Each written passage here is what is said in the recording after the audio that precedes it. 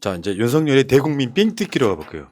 그러니까 지금 오늘 주제는 전반적으로 봤을 때 윤석열이 그 자리에 있으면 안 되는 이유를 총체적으로 설명을 해드리고 있는 바로 그런 방송입니다. 민주당 표현이에요. 삥뜯기란 표현이. 민주당 원내대표가 한 표현이야. 윤석열 정부의 대통령실 이전 비용 삥뜯기. 삥뜯기 뭔지 알아요? 적절합니다. 삥뜯기 뭔지 아냐고 당해보셨거나 해보셨거나 둘 중에 하나. 임진님 네. 뭐 학교 다닐 때 면도칼 좀 씹었다며. 삥뜯 뜯었다며. 야, 너 지금 혹시 10,000원짜리 있냐? 그 10,000원짜리 잠깐만 내가 빌려 쓸게. 제가 밖에서 그린님이 마차님한테 90도 전하는 거 봤어요. 야, 너 신은 운동화 좋다. 요거 잠깐만 빌려 쓸게. 요게 삥뜯기잖아요. 삥뜯기. 네. 박홍근 원내대표가 한 말이었죠. 삥뜯기가. 그럴만하지. 그 삥뜯기 중에서도 이런 게 있어요. 여기서 정확한 삥뜯기의 의도는 지자체 거를 뜯어간다는 의미가 더 가까워요. 국민들 걸 뺏는다는 것보다는 대통령실 이전 비용을 각 부처, 뭐 행안부부터 시작해서 국방부까지 거기도 뜯어내고 그 다음에 지방정부에 떠넘기고 여기 이제 삥뜯기라는 거죠. 실제로는 훨씬 더 돈을 더 자기 이름으로 쓰면 욕먹을까봐 다른 부처나 지방정부까지 삥을 뜯어온다는 거예요. 훌륭한 새끼들이지 진짜. 내가 지금 그저 우리 시청자분들 지금 멤버십 삥 뜯어가지고 계속 올라오고 있는데 아주 훌륭한 삥이죠. 아니 근데 이게 너무 웃기는 게 지난번에 정권 초기에 뭐라 그랬습니까? 공공기관이나 이런 지자체 건물에서 그 비용을 줄여라라고 했었잖아요. 그 비용 줄인 걸로 지금 다 관저 리모델링 공사, 대통령실 공사까지 다 하고 있는 거 아닙니까? 이건 말이 안 되는 거죠. 근데 경악할 만한 거 하나 봤다. 대통령 관저의 주방기구 가구 구매 비용이 20억이야.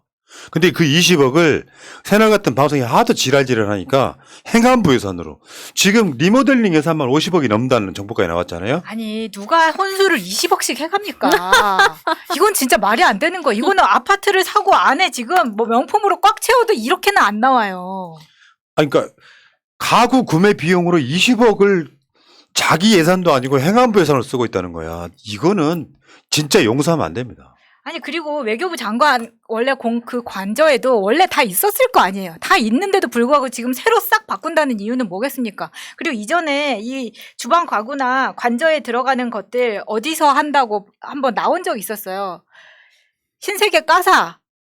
그랬기 때문에 그 청와대 안에서도 그 PPL 하고 그러지 않았습니까? 신세계 까사의 소파를 가지고. 근데 그 물건이 관저에 많이 들어간다고 하는데 이거는 분명히 문제가 있는 거죠. 그렇다면. 근데 이런 식으로 다른 부처의 예산을 숨겨서 가져오는 거, 이거 자체가 대통령실 이전에 드는 비용에 대한, 대통령실 이전에 대한 명분이 없다라는 걸 그렇죠. 스스로 자인하는 꼴입니다. 필요하면 정당하게 갖다 쓰는 거 국민은 다 이해합니다. 아니 근데 가구하고 주방기구 20억씩 들어갈 게 있을까요? 이걸 어떻게 다 구매하는 비용이라고 생각하십니까?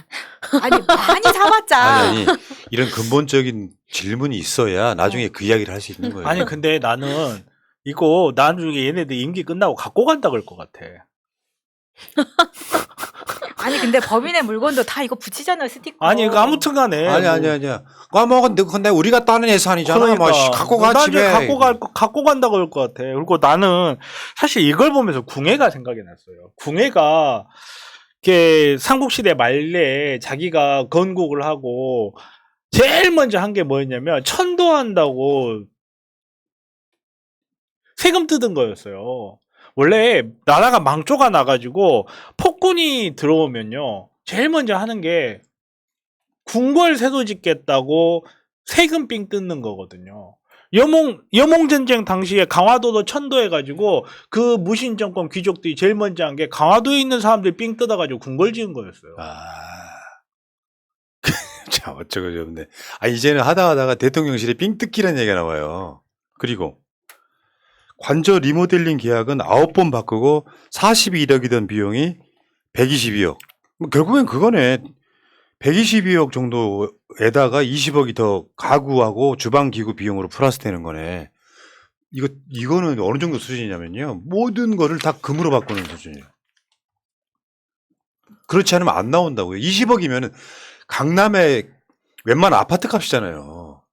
근데 그거를 가구하고 이런 비용, 주방 기구 비용으로 산다는 게 이게 상식적으로 말이 됩니까? 근데 그것도 욕먹을까봐 행안부 예산으로 갖다 쓴다잖아요.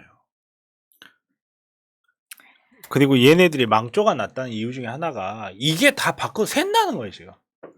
5개월도 안 됐는데 자기네들 내부에서도 정보를 제대로 차단을 못하고 이게 밖으로 줄줄 새고 있다는 게 정말 망조가 났다. 얘네들은 정말 능력도 없고 의지도 없구나 하는 걸 맞습니다. 보여주는 거고, 제가 궁예 이야기를 하다가 잠깐 안 했는데 제가 갑자기 궁예가 떠오른 가장 큰 이유는 그거였거든요. 내가 누군지 알아? 내가 하늘에서 내린 사람이야. 그런 데잖아요. 나는 미륵인이다. 이거랑 뭐가 달라?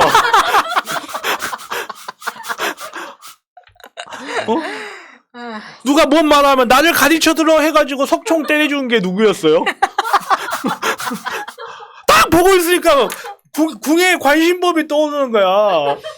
김은혜한테 너는 관심법으로 보니까 너는 바이든이라고 말했다고 생각하는구나, 인연.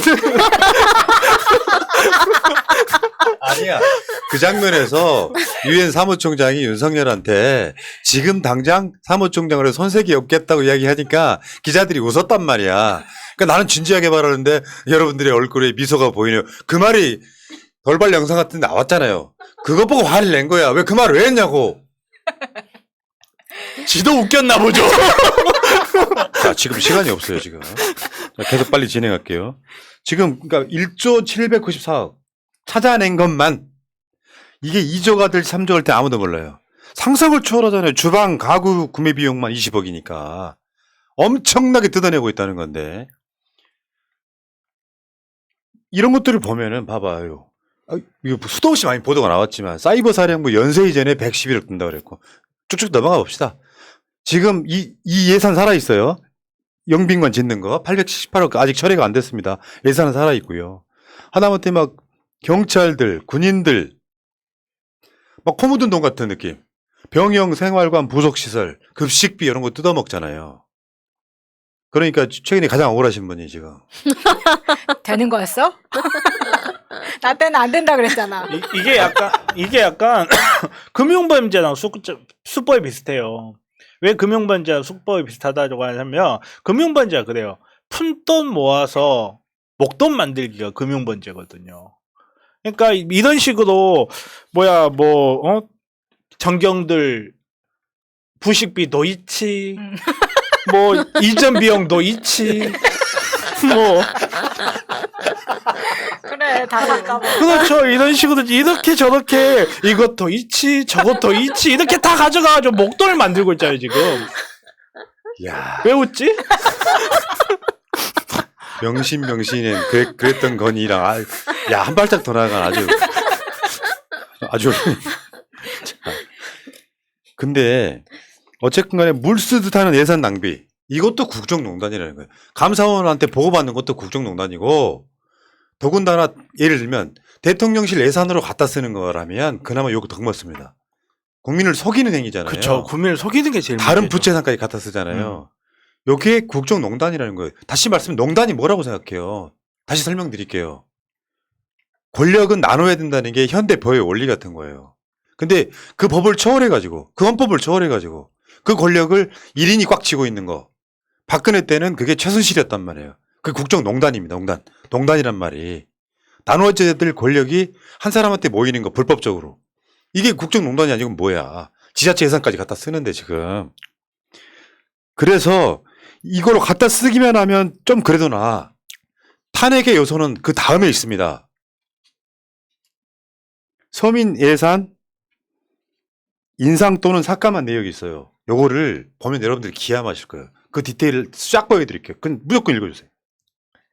자궁 경부암 가다실 19 접종 25% 인상, 지역사랑 상품권 지원 국비 전액 삭감, 추가 고용 장려금 77% 삭감, 고용유지 지원금 4천억 삭감, 일자리 안정자금 전액 삭감, 청년 도약계좌 비용 절반 삭감, 코로나 격리 생활지원금 유급 휴가비 삭감, 코로나 검사 치료 비용 본인 부담, 6억 이하 1주택 보유자 재산세 인상, 부자들을 위한 종합부동산세 인하 및 완화, 유치원 초중고 예산 3조 6천억 삭감해서 대학에 지원, 그러나 대학 등록금도 인상, 코인 충돌이 만든 대출 빚, 국민 세금 125조로 탕감, 국내 기업 소재 부품 장비 예산 866억 원 삭감, 6천억 원 규모 전국 지역화폐 예산 전액 삭감, 국방비 장병 복지 예산 등 1조 5천억 원 삭감. 또 있습니다 뒤에. 미수가 지원 예산 21억 원 삭감, 초등 돌봄교실 과일 간식 지원 예산 72억 전액 삭감, 임산부 초등생 친환경 농산물 지원 예산 전액 삭감, 전기요금, 가스요금 16% 인상, 수도요금 12% 인상, 10월 또 인상 예정, 후쿠시마 오염수 감시 관련 예산 삭감, 소상공인 지원 지역화폐 예산 6천억 원 전액 삭감, 공공임대주택 예산 삭감, 무주택 서민 지원 예산 1조 이상 삭감, 경로당 식비 냉난방비 삭감, 기상청 예산 43억 원 삭감, 청년 내일 체험 공제 전액 삭감 아예 폐지, 공공 와이파이 예산 삭감, 건보료 18% 인상 예정, 국민연금 15% 인상 예정. 추가 이거는 했던 것 같아요. 이것도 다가 아니야. 일본 에티즌이 이거 골라서 갖고 온 정도예요. 명백한 사실이고요. 근데 난 더 열받았던 게 하나 있어. 국민의힘 전체 무더기에서 대통령실이 뜨실지 아닌지 모르겠지만 성남시가요. 성남시장 바뀌었잖아요 이번에. 신상진으로. 이재명 전 시장의 수건 사업이던 성남의료원을 민영화 추진한답니다. 왜냐하면 이게 공공의료가 부족한 것에다가 이걸 세우겠다고 이재명 대표가 당시에 정치를 시작한 사업이에요. 그래서 최근에 이게 세워졌잖아요. 요거 공공의료의 목적으로 세워졌는데 요거를 민영화 추진하고 있어. 윤석열 정부에서 의료와 보육 이런 모든 부분을 다 그 기업들에게 넘기겠다라고 했던 말들이 지금 추진되고 있는 것의 시작인 거죠. 의료와 복지는 국가에서 맡아야 되는 거 아닙니까?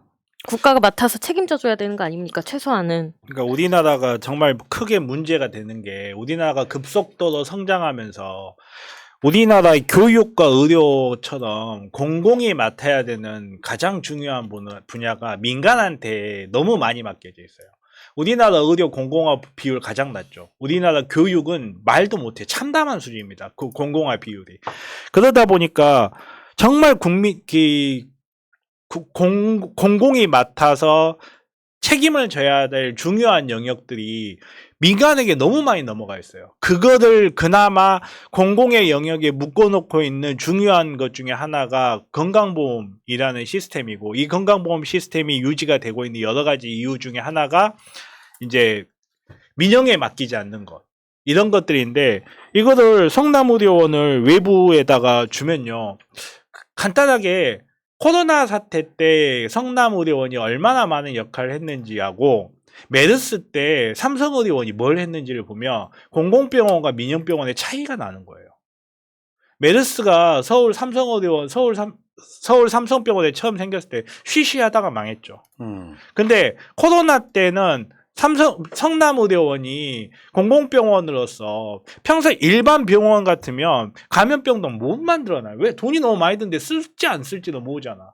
이런 거에 과감하게 비용을 투자해서 역할을 해주는 건데 이걸 민영화시키면 이제 앞으로는 어떡합니까? 그러니까. 자, 이 부분은 또 따로 다룰게요. 오늘은 그렇다는 이야기. 무능한데 사악한 윤석열 정권 이야기입니다.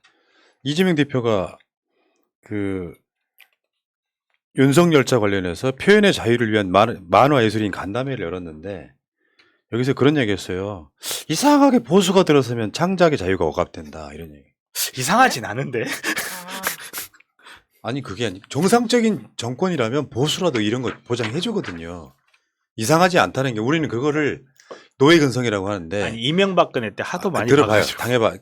당연하다고 받아들이면 노예근성이에요. 이건 보수 진보의 문제가 아니잖아요. 우리가 보수를 이상한 보수를 봐서 그런 거지. 진짜 좋은 보수는 오히려 이런 표현의 자유 같은 거를 허용을 하거든요. 그런 이야기 하는 거고요. 윤석열이 SNL에 나와서 했던 이야기를 한번 쇼츠로 한번 보겠습니다. 만약에 대통령이 되신다면 SNL이 자유롭게 정치 풍자를 할 수 있도록 도와주실 건가요? 그건 도와주는 게 아니라 SNL의 권리입니다. 한 고등학생이 그린 윤석열차라는 제목의 대통령 풍자 만화인데요. 최근 공모전에서 금상을 받았습니다.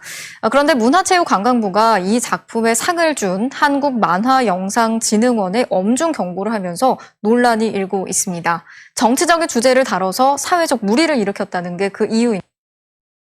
그러니까 수준도 전혀 안 되는 자가 하나 지금 대통령이 짓 하고 있는 것 같고요. 지가 한 말도 기억 못 해요.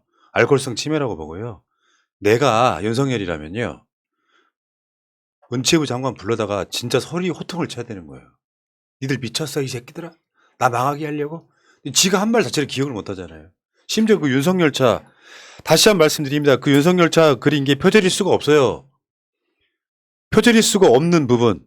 이쪽에 약간 패러디 개념도 있는 것이고 카툰이라는 것이 정치 풍자의 영역이기 때문에 윤석열차 그 뭐 원작자라고 하는 사람 그것도 틀렸지. 표절이 아니니까. 어쨌든 그 사람의 반응이 이거예요. 브라이트라고 하는 사람인데 완전히 다른 작품이다. 칭찬받을 솜씨다라고 하면서 박수를 보내는 상태. 대한민국의 국민의힘 같은 모질이들만 이거를 표절이다.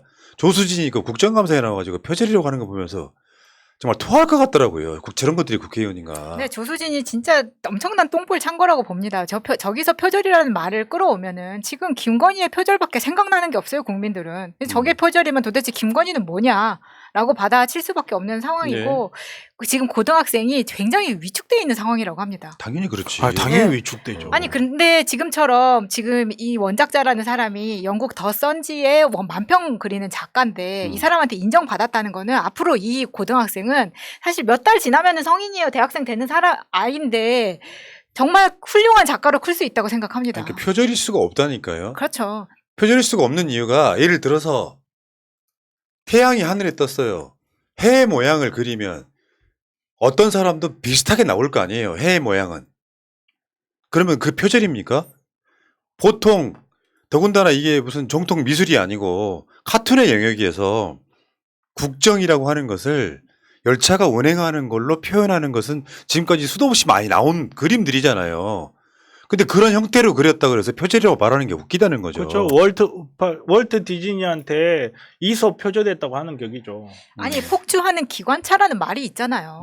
그러니까. 네. 그러니까. 저 윤석열을 엉덩이나 돼지로 그리면 그 작가들 다 표절인 거죠. 이런 그건 식이면. 표절이에요. 이런 식이면. 그건 표절입니다. 초상권 침해일 수도 있어요. 자, 알겠습니다. 여기까지 하시고요.